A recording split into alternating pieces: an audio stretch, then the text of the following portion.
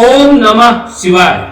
श्री शिव महापुराण प्रथम खंड पूर्वार्ध प्रथमा विदेश्वर संहिता अथ सप्तमो अध्याय।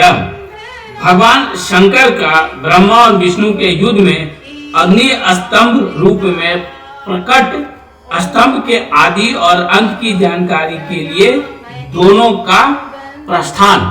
शिव जी बोले, हे पुत्रों, आपकी कुशल तो है। मेरे अनुशासन में जगत तथा देव श्रेष्ठ अपने अपने कर्मों में लगे हुए तो हैं।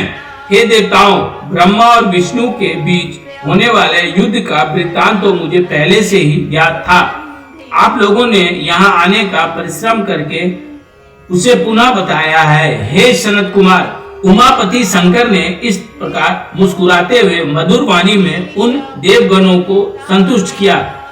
इसके बाद महादेव जी ने ब्रह्मा और विष्णु की युद्ध स्थली में जाने के लिए अपने करोड़ों गणों को वहीं सभा में आज्ञा दी। तब महादेव जी के प्रयाण के लिए अनेक प्रकार के बाजे बजने लगे और उनके गणाध्यक्ष भी अनेक प्रकार से सज धज वाहनों पर सवार होकर जाने के लिए तैयार हो गए। भगवान उमापति 5 मंडलों में सुशोभित आगे से पीछे तक प्रणव ओम की आकृति वाले सुंदर रथ पर आरूढ़ हो गए। इस प्रकार पुत्रों और गणों सहित प्रस्थान किए हुए शिव जी के पीछे पीछे इंद्र आदि सभी देवतागण भी चल पड़े।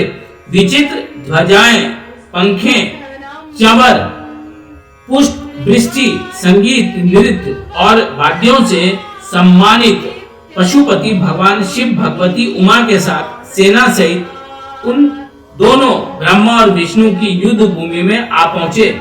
इन दोनों का युद्ध देखकर शिव जी ने गणों का कोलाहल तथा वाद्यों की ध्वनि बंद करा दी तथा वे छिपकर आकाश में स्थित हो गए।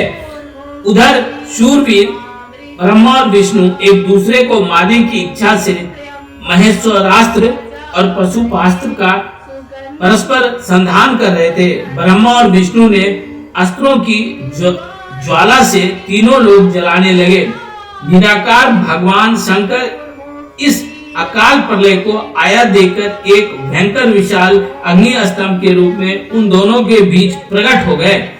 संसार को नष्ट करने में सक्षम वे दोनों दिव्यास्त्र अपने तेज सहित उस महान अग्नि स्तंभ के प्रकट होते ही तत्क्षण शांत हो गए। दिव्यास्त्रों को शांत करने वाले इन आश्चर्यकारी एवं शुभ अग्नि स्तंभ को देखकर सभी लोग परस्पर कहने लगे कि यह अद्भुत आकार वाला स्तंभ क्या है।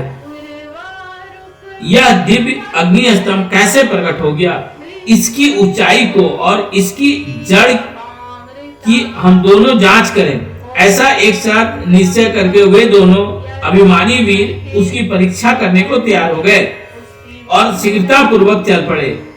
हम दोनों के साथ रहने से यह कार्य संपन्न नहीं होगा। ऐसा कहकर विष्णु ने शुकर का रूप धारण किया और उसकी जड़ की खोज में चले। उसी प्रकार ब्रह्मा भी हंस का रूप धारण करके उसका अंत खोजने के लिए चल पड़े। पाताल लोक को खोदकर बहुत दूर तक जाने पर भी विष्णु को उस अग्नि के समान तेजस्वी स्तंभ का आधार नहीं दिखा। तब थक हार कर शुक्राकृति विष्णु रण भूमि में वापस आ गए। हे तात, आकाश मार्ग से जाते हुए आपके पिता ब्रह्मा जी ने मार्ग में अद्भुत केतकी केवड़े के पुष्प को गिरते देखा। अनेक वर्षों से गिरते रहने पर भी वह ताजा और अति सुगंध युक्त था।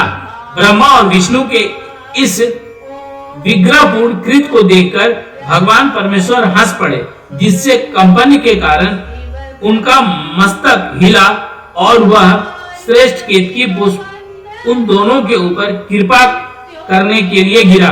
ब्रह्मा जी ने उससे पूछा, हे पुष्पराज, तुम्हें किसने धारण कर रखा था और तुम क्यों गिर रहे हो। इस पुरातन और सप्रेमीय स्तंभ के बीच से मैं बहुत समय से गिर रहा हूँ, फिर भी उसके आदि को नहीं देख सका।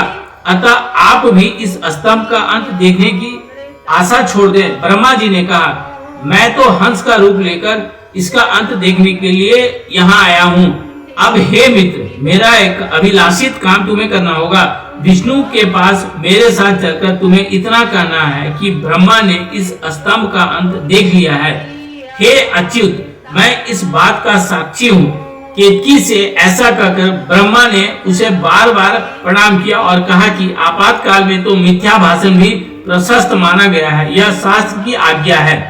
वहां अति परिश्रम से थके और स्तंभ का अंत न मिलने से उदास विष्णु को देखकर ब्रह्मा प्रसन्नता से नाच उठे और षंड नपुंसक के समान उन बातें बनाकर अच्युत विष्णु से इस प्रकार कहने लगे, हे हरे, मैंने इस स्तंभ का अग्रभाग देख लिया है, इसका साक्षी केतकी पुष्प है। तब उस केतकी ने भी झूठी विष्णु के समक्ष यह कह दिया कि ब्रह्मा की बात यथार्थ है। विष्णु ने उस बात को सत्य मानकर ब्रह्मा को स्वयं प्रणाम किया और उनका षोडशोपचार पूजन किया।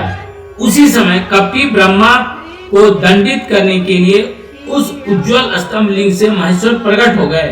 तब परमेश्वर को प्रकट हुआ देखकर विष्णु उठ खड़े हुए और कांपते हाथों से उनका चरण पकड़कर कहने लगे, हे करुणाकर, आदि और अंत से रहित शरीर वाले आप परमेश्वर के विषय में मैंने मोह बुद्धि से बहुत विचार किया, किंतु कामनाओं से उत्पन्न यह विचार सफल नहीं हुआ। अतः आप हम पर प्रसन्न हो, हमारे पाप को नष्ट करें और हमें क्षमा करें। यह सब आपकी लीला से ही हुआ है। ईश्वर बोले, हे वत्स, मैं तुम पर प्रसन्न हूँ, क्योंकि श्रेष्ठता की कामना होने पर भी तुमने सत्य वचन का पालन किया है। इसलिए लोगों में तुम मेरे समान ही श्रेष्ठता और सत्कार प्राप्त करोगे।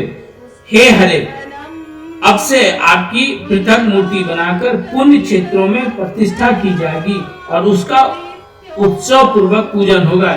इस प्रकार परमेश्वर ने विष्णु की सत्य निष्ठा से प्रसन्न होकर देवताओं के सामने उन्हें अपनी समानता प्रदान की थी।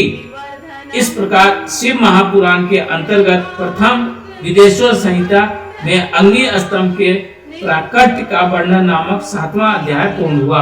ओम नमः शिवाय।